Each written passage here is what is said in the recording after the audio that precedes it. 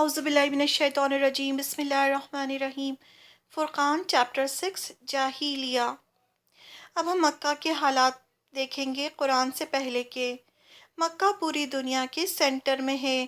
یہ پورا شہر پہاڑوں سے گھرا ہے، پورا ڈیزرٹ ہے۔ ابراہیم علیہ السلام جب اپنی بیوی حضرت ہاجرہ اور بیٹے اسماعیل کو چھوڑ کر گئے تب یہ آباد ہوا۔ پھر جب اسماعیل علیہ السلام بڑے ہوئے تو ابراہیم علیہ السلام آئے اور دونوں نے اللہ کے حکم سے کعبہ بنایا۔ کہا جاتا ہے کہ آدم علیہ السلام کے زمانے سے کعبہ تھا لیکن گم ہو چکا تھا۔ جبریل علیہ السلام نے ان کی فاؤنڈیشن بتائی اور اسی پر دوبارہ ابراہیم علیہ السلام اور اسماعیل علیہ السلام نے کعبہ بنایا۔ بہت سالوں تک سب ایک اللہ کی ہی عبادت کرتے تھے۔ عرب کے آس پاس دو سپر پاورز تھے، ایک ایران جہاں کے لوگوں کو پارسی یا مجوسی کہا جاتا ہے، دوسری طرف رومن امپائر تھا۔ مجوسی جو ہوتے ہیں جو آگ کی پوجا کرتے ہیں، اور رومن امپائر میں کرسچینٹی تھی۔ دھیرے دھیرے عرب کا دین بگڑتا چلا گیا۔ مدینے میں جیوز بھی تھے جو لاسٹ پروفٹ کا انتظار کر رہے تھے، کیونکہ ان کی بکس میں جو نشانیاں بتائی گئی تھیں وہ مدینے کی تھیں کہ اس زمین پر اللہ تعالیٰ لاسٹ میسنجر کو بھیجیں گے۔ یہ لوگ اہل کتاب تھے، یعنی پیپل آف بک۔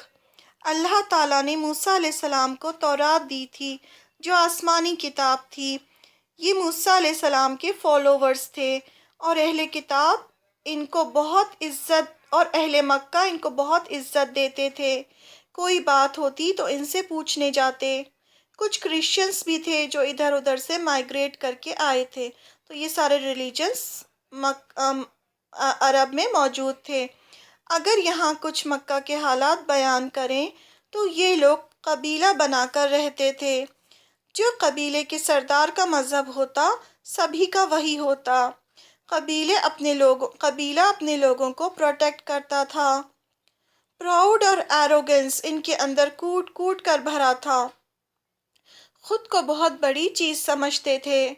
لوگوں کی عزت سٹیٹس سے ہوتی ہے، جس کے پاس زیادہ پیسہ ہوتا اس کا سٹیٹس بڑا سمجھا جاتا تھا۔ جنگ کرنا ان کے لیے معمولی کھیل تھا۔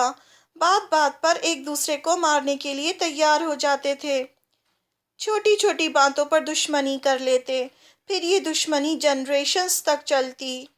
بیٹی پیدا ہوتی تو سمجھتے جھکنا پڑے گا تو اسے زندہ دفنا دیتے تھے۔ مہمان نوازی خوب کرتے تھے۔ اگر کچھ نہ ملتا تو مہمان کے لیے اپنے گھر کا اونٹ ذبح کر دیتے کہ لوگ کہیں گے کہ کتنا مہمان نواز ہے۔ یعنی دکھاوا، ایروگنس، یہ سب بھرا ہوا تھا۔ کسی کے آگے جھکنا پسند نہیں تھا۔ عربی بولتے تھے۔ ان کی لینگویج بہت صاف تھی، یعنی رچ تھی۔ ہر کوئی شاعری کرتا تھا۔ پوئٹری کیا ہوتی ہے یہ بہت اچھی طرح جانتے تھے۔ پھر یہ بزنس کرتے تھے۔ بزنس ٹرپس لے کے جاتے تھے یمن اور شام یعنی سیریا، پیلسٹائن کا وہ پورا ایریا جو ہے وہ شام کہلاتا تھا۔ اب کیا ہوتا تھا، جب یہ بزنس ٹرپس لے کے جاتے تھے تو قبیلے پر حملے بھی ہوتے تھے۔ جو ان کے قافلے جاتے تھے اس پر حملے ہوتے تھے، پیسہ سامان لوٹ لیا جاتا تھا۔ کوئی رولز اینڈ ریگولیشنز نہیں تھے۔ یہ جو قبیلے تھے آپس میں ایک دوسرے سے کانٹریکٹ کر کے رہتے تھے، یعنی حلیف بناتے تھے، یہ فرینڈ بنا لیتے تھے قبیلے آپس میں۔ اور جن سے کانٹریکٹ نہیں ہوتا تھا وہ ایک دوسرے کو، اگر وہ ان کے علاقے سے نکلتے تھے تو لوٹ لیتے تھے اور لوٹ کر پورا پیسہ ان کا لوٹتے تھے، اور اگر ان پر قبضہ کر لیتے تھے اور ان کے لوگوں کو غلام بنا لیتے تھے۔ انسان غلام بنا کر خریدے اور بیچے جاتے تھے۔ غلاموں کو کموڈٹی سمجھتے تھے، بہت بری طرح ٹریٹ کرتے تھے۔ جو لیڈی غلام ہوتی تھی اسے لونڈی کہتے تھے۔ وہ ان کے لیے ناچتی گاتی تھی، اس سے جو بچہ پیدا ہوتا وہ بھی غلام ہوتا تھا۔ ایک اللہ کو تو مانتے تھے لیکن آخرت کا کوئی کانسیپٹ نہیں تھا۔ آئیڈل ورشپ کرتے تھے۔ کعبے کی کسٹڈی مکہ والوں کے پاس تھی تو دوسروں پر ڈومینیٹ کرتے۔